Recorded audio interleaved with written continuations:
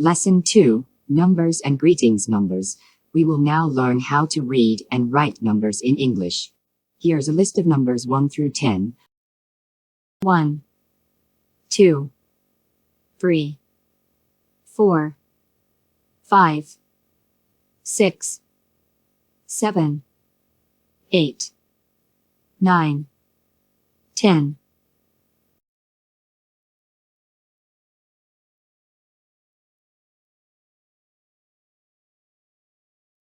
Greetings. We will now learn some basic greetings that can be used in everyday conversations. Hello. Hi. Good morning. Good afternoon.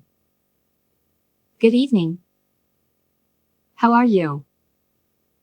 I'm fine, thank you. What's your name? My name is. Your name. A task. Repeat each number after hearing it to ensure correct understanding.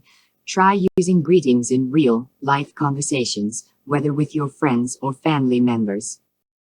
Note, remember that practicing numbers and greetings will help you communicate better with native English speakers in your daily life.